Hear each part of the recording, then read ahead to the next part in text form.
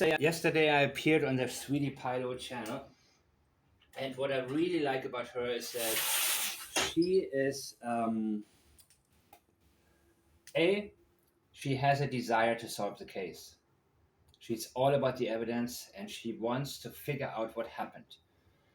And there is not a desire to get her to defend her own opinion, which a lot of people have. A lot of people have confirmation bias, meaning they in their minds know exactly what happened. And anybody saying something that does not align with that, they go against. So we talked before in private, of course, about was it premeditated, wasn't it premeditated, and so on and so such. And what we did was watch a short video from Lauren from Facebook where she put Chris Watts and the Proudfoot side by side with their statements. And it is a video I have shared in the past, but what I now realized is that there's a statement in there where Chris Proudfoot is telling us that Sebastian is never going to sleep in his bed again. Whenever somebody makes a statement that doesn't make any sense, look at the very beginning of that statement, how it begins. Many times people are going to say something and stop themselves and then turn the statement into something completely different. So let me play you the video by Lauren from Facebook where she has done an absolutely excellent job putting Chris Foot, Katie, and Chris Watts side by side. Let's listen.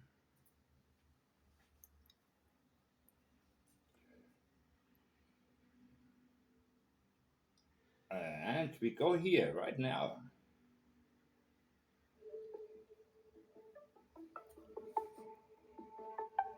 Can you see this?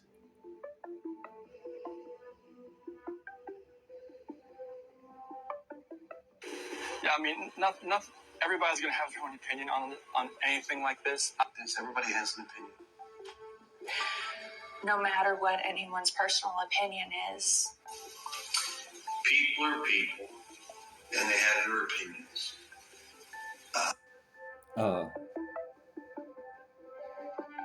You know, like we've the police department went door to door asking like cameras and everything, just like nothing. And the largest manhunt in Tennessee history for a child. There's nothing out there. So first of all, nothing is not expected. You're expected to look for something. You're expected to be so busy looking for anything rather than dismissing everything as nothing. We've looked everywhere and there's nothing. That is somebody telling you that they don't want any further searches.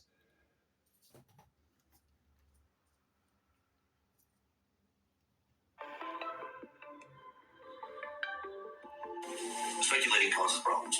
Assumptions cause issues. No, like we have a camera there, neighbor has a camera. Everything's checked out. Everything is checked out. Everything. Don't worry about it. Don't look any further. And remember that camera footage from the neighbor? That was what did him in eventually. He knew something was out there. And from the very beginning, Katie Proudfoot talked about, if anybody has a camera and is willing. And then neighbor Bobby said that the TBI confiscated a bunch of footage and people don't know what happened to it. So Katie wanted to know what is out there. Whom can Chris Proudfoot intimidate into silence? They are very proactive and very preemptive, the Proudfoots. Chris especially. He does not move on. If there's anything that could come back to haunt him, he wants to get to it right now. Doesn't matter if it's Katie's cousin calling in on a show or what it is or who it is. He is going after it right there and then. Put anything out there, like suspecting, like if something like somebody pulled in the back, and I don't want to speculate. I don't want to. It's because it's an active investigation. What do you mean you don't want to speculate? Are you kidding me? If you search for your son, you will welcome any new tip, any new lead, any new anything. Go after it. Maybe, and you see, the speculation will be something, it will be a glimpse of hope to the person who's actually searching. Sure, if it ends nowhere, then they'll be disappointed, but somebody who is guilty and has guilty knowledge, to that person, any new lead means a danger of being found out. I don't want to add any more. like there's no cameras in the backyard or anything like that, so it's really hard to even. Okay, so he's suggesting that they must have left through the backyard where there are no cameras, right? Because otherwise his wife and children would have been seen.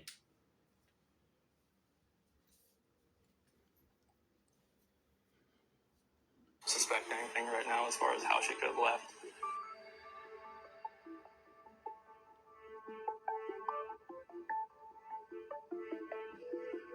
Because we have the driveway back there from the new townhomes, but it's so hard to tell. It's hard to say until we can run down this video and figure out what we're seeing.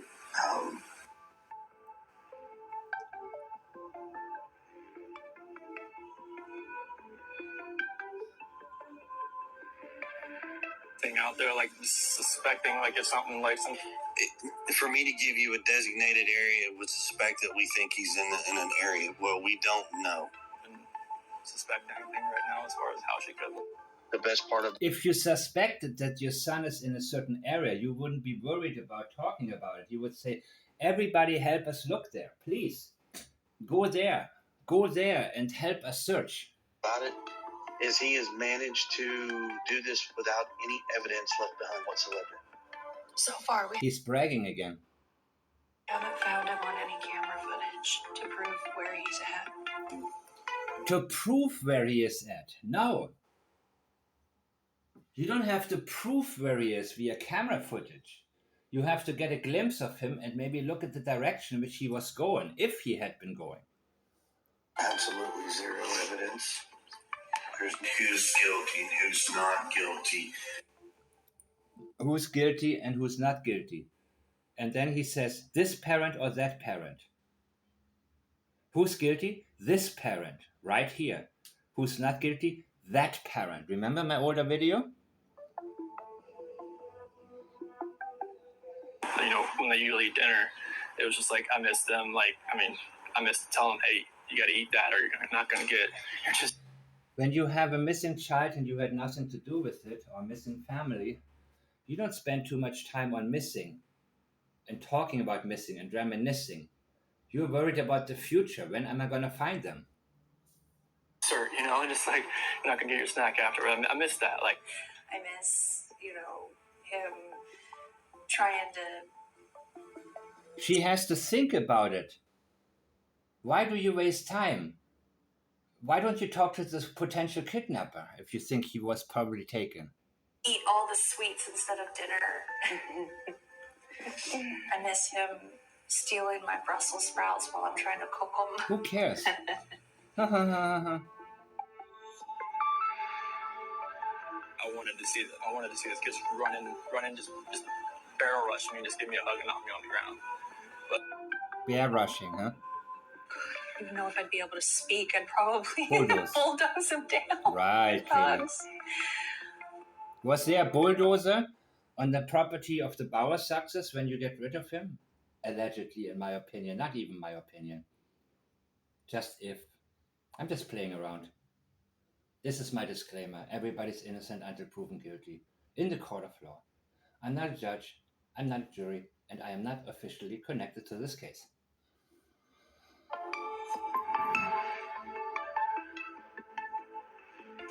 Yeah, because like Bella was going to start kindergarten. Was gonna start kindergarten. She's not going to because she's not coming back, and you know it.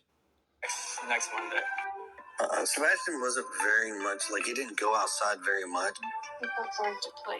You see, they are pretty good, the Proudfoots, and Katie's done her research. She's pretty good at avoiding talking about Sebastian in the past. And she's pretty consistent with that. And that's probably one of the first rules of statement analysis that these people went to look at. Katie looked at. Katie's a scriptwriter. Chris wouldn't understand what he's looking at.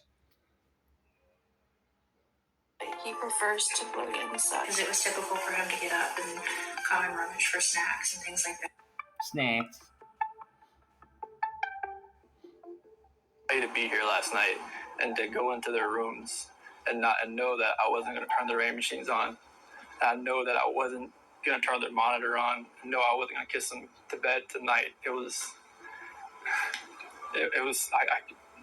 That's why last night was just horrible. I couldn't do it. We have a bedroom that's empty that is never, normally ever empty. We have a bedroom upstairs. We have a bedroom that's empty. That is never empty, right? Never empty. And then you say what?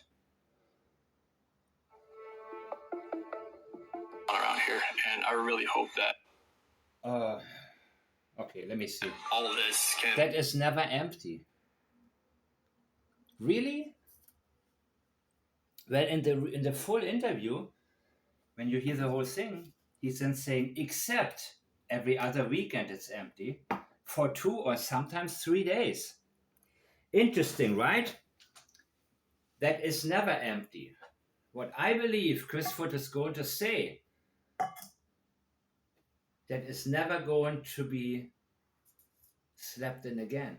That Sebastian is never going to sleep in again. The term never came to him for a reason. So he wanted to be dramatic. Similar to Chris Watts, pretending to miss his family that he killed. So he already knows that they are never going to sleep in their beds again. They're never going to bear hug him again, and they're never going to, he's never going to tell them to go to sleep again. And Chris Proudfoot knows Sebastian is never going to sleep in his bedroom again. Let me see if I see the whole part of this particular interview, because I need to play this to you.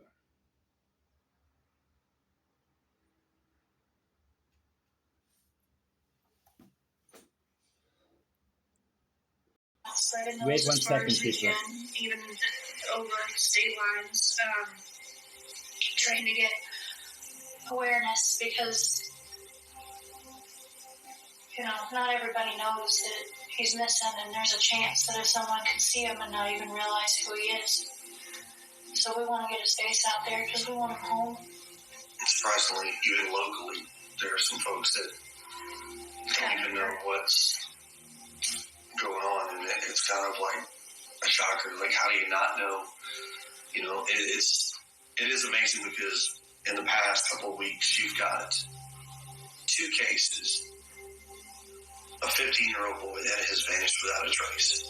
You've got a 22-year-old, 6'4" or 7" college kid from Missouri who has vanished without a trace. That's a huge significance here. That it's like, wow, how? So it's scary. Yeah. And unfortunately, the college kid is from Missouri, I think. Yeah, Missouri. I can only imagine what his family's going through. You can only imagine. You can only imagine, but you're in the same boat, right? And you're spending a lot of more time on this. You're worried about this kid, and you're worried about this family. while you're supposed to be suffering. Wow, Chris Proudfoot, that is, and then that laugh. In the case of Katie, it's duping delight, but with him, that is his form of duping delight. How? He knows how Sebastian disappeared, and he thinks it's funny because he knows, but you don't know.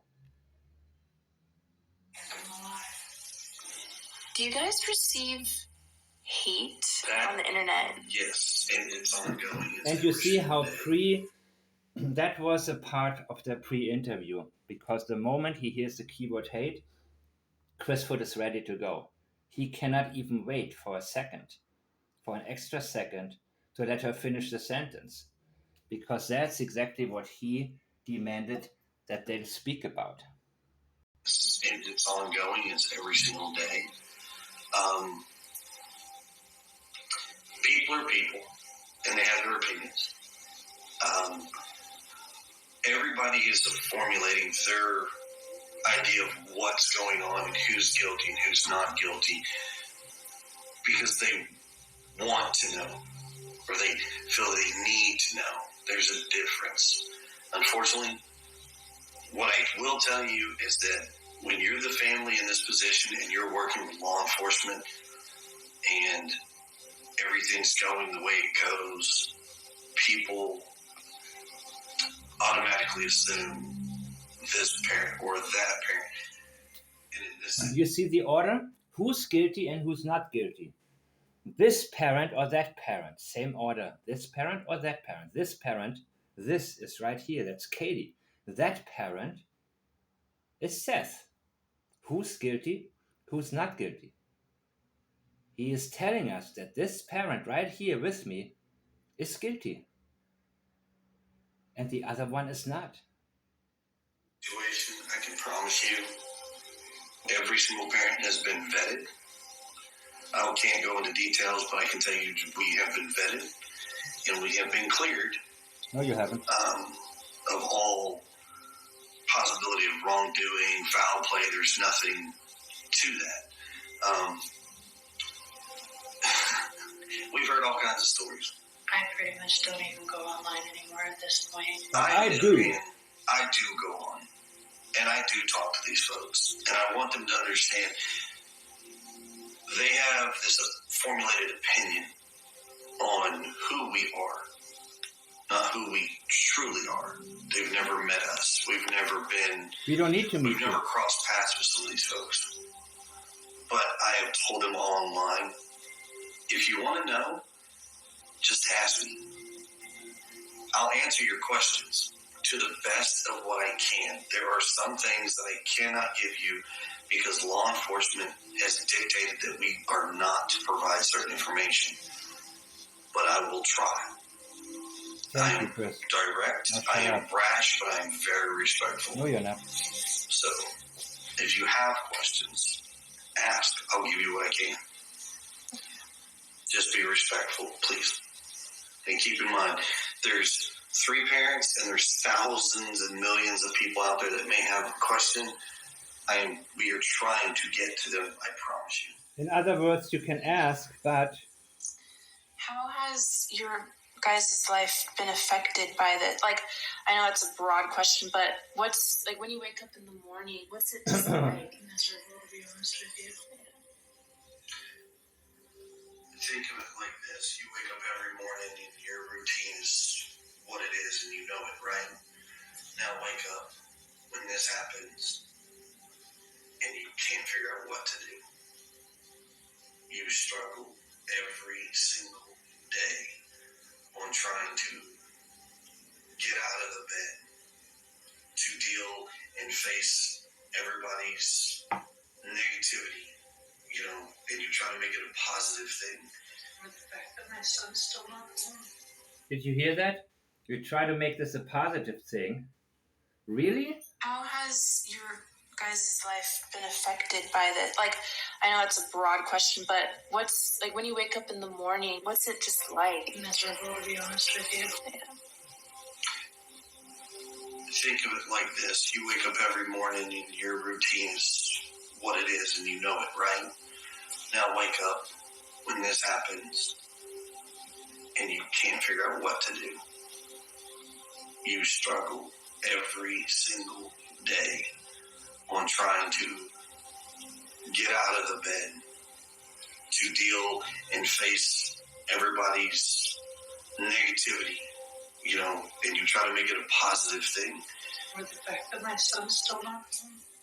With the fact that my son is still not home. She had to interrupt him here. She had to be the one to interrupt him and say, dumbass, she's asking about what it's like to miss Sebastian. And you're talking about us. You're talking about you. You're talking, please, shut up.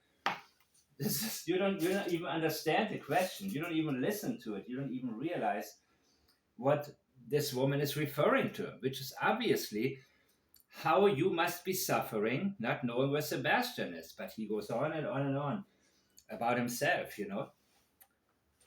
Okay, I hope I get to this part now. We have a bedroom that's empty that is never normally ever empty, except for when he's with his dad every other weekend. You hear that? So now we have a child that's missing. So think of it like this. You wake up every morning and your routine is what it is and you know it, right? Now wake up when this happens and you can't figure out what to do. You struggle every single day on trying to get out of the bed, to deal and face everybody's negativity, and you try to make it a positive thing. With the fact that my son's still not home. We have a bedroom that's empty that is never normally ever empty, except for when he's with his dad every other weekend. Right. So we have... That is never. What do you mean never? Out of 7 days, it's empty 1 day. It's empty 1 out of 7 days. So it wouldn't make any damn sense to say it is never empty. That stuck out to me from the very beginning. And I went through my videos pretty damn fast because I had so many statements that I wanted to get to and didn't spend enough time on this one. We have a bedroom that is empty, that is never. What was on his mind when he said never? And you heard the Chris Watts statement. And in my opinion, it was going to be the same type of statement. We have a bedroom that is never going to be slept in again by Sebastian. And he caught himself and he realized, how would I know this? And he says he's trying to make this into a positive. And they're showing Katie play around with the little crane. And from what I understand, in the AMW interview, they rented an Airbnb. So they're pretending to iron some clothes together or do some kitchen work together. Very somber, like they're suffering, like they're missing Sebastian. It's all fake, man. And again, I'm telling you, Seth, don't simply, you need to make some demands too. I think, and why is that interview, why is the segment about Sebastian so short? I've recently looked at some of the older unsolved mystery cases. Remember Ira Einhorn? The guy, Ira Einhorn. They called him the unicorn killer. And it was like, I don't know, was it 20 minutes or 30 minutes? Now I know basically most of the story because they went so into detail. And what was this? What was this? I'm thinking they had a lot of footage. Didn't they say 2 hours? And they must have edited it out. They must have brought their lawyers. And what is Tony Mattis doing? What is he doing for Seth? And why is Katie going first? Why is she introducing Sebastian to the world? Why are they allowed to use this as a propaganda machine? Because that's exactly what they're doing. We have a bedroom that is empty, that is never going to be slept in again. I believe that's exactly what he was going to say. But let me just look at the caption. A child that's was missing. So you struggle every single day on trying to get out of the bed to deal and face everybody's negativity. And you try to make it a positive thing. How do you make it positive while Sebastian is still gone? My son's still not home. We have a bedroom that's empty that is never normally ever empty. We have a bedroom that's empty that is never normally ever empty. Except for when he's with his dad. Exactly. Every weekend. Makes no sense, right? Never and then except when he's with his dad every other weekend. What came to his mind, in my opinion, is that Sebastian is never ever going to sleep in his bed again. He caught it. And that's not the first time he caught something. I want to find him so bad. Did I get to this part already? Did we get to this on the Lauren from Facebook short? Let me see. Let me see. Let me see. Let me see. Let me see. Let me see. Real quick, people. Hold on.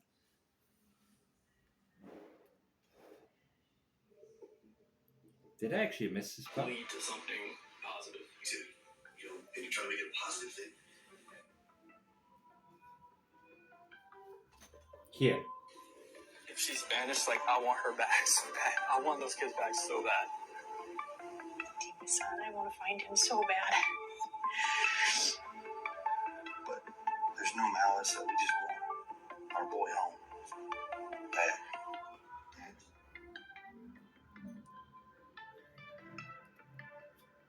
Your face.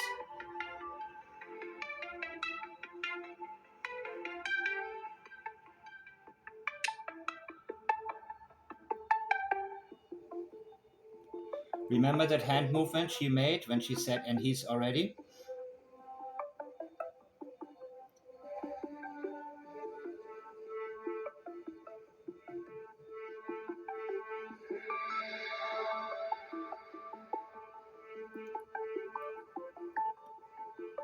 And now Kate is.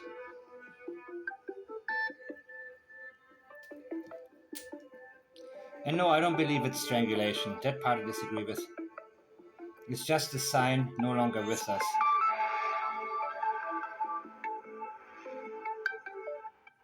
So, thank you, Lauren from Facebook, one more time for the great work that you do and your ability to not only listen to a bunch of BS, but then immediately recognize when there's something worth looking at. So bad. That's like Scott Peterson saying, my marriage was glorious. When you're overdoing something, describing something, of course you want him back so bad. That's your son. You're supposed to. You're not supposed to explain it. You're not supposed to explain that you were hysterical. You're supposed to focus on finding your son. And people will be able to see through your action, through your reaction, how bad you want your son back. And that we could see with Seth in the AMW interview. That was the last part of that segment where then the people, by the way, that panel was horrible in my opinion. Just guesses thrown out mindlessly. And I don't know if the lawyers have stipulated that, you cannot say certain things. So they had to, what did they do? They just made stuff up, in my opinion. Because they didn't want to just sit there and say, sorry, we cannot talk about any of this because the Proudfoot's lawyers told us to be quiet. So they're talking about, Elizabeth Smart was a whole different case. Yes, they went to the bedroom, but the kidnapper. But that also is a great reminder. Don't be careful whom you allow to work on your house. Who whom you allow any access to your children. I mean, unfortunately, we have to be that vigilant. So let me look if I can actually see that. So before I get any further, Terry Bowersox replied to somebody on Facebook. And he said, where would you recommend that we search? That the professionals haven't already searched. Multiple times, question mark, question mark, question mark, question mark. Please be specific. So he's telling you, you're not a professional. You should not bother searching. There's nothing you're going to be able to find. Multiple times. Similar to, they looked everywhere. When somebody's telling you how much has been done, you don't focus on what has already been done when a child is still missing. What you think of is what may you have overlooked, and then search the area again, and then expand the search. But you don't just expand the search and say, okay, this 5-mile radius is cleared, or this 10-mile radius. You may want to revisit it. There are so many houses he could be in, so many properties he could be on. There are so many people to interview. Have you seen anything? Glasses similar to Sebastian's have been found 0.3 miles from the house of the Bowersoxes. Please be specific. Please be specific. I will be specific, Terry. How about your property? Or the properties, the businesses of your family? Junkyard, whatever there is. Has that been searched? Not necessarily multiple times, but how about, have your cars been searched? Have the dogs been deployed to your car? The cadaver dogs. That's what I'm interested in. Every single car of every family member of Chris Proudfoot, in my opinion, the cadaver dogs should be taken there. But they don't have that search warrant. So when somebody tells you everything has been searched and that there's nothing, that is a huge red flag. Where could he be? Should we visit this place again? Should we search here again? That's normal for the parent of a missing child, to think about all possibilities and revisit every possibility and say, a child does not just go poof. Near Beach High School in Sumner County. My life is not the same without my son. He's not here, and he's somewhere. Someone has him. This year has been the worst nightmare I could have imagined come alive. Just wants whoever has him. Just give him back. It's my son.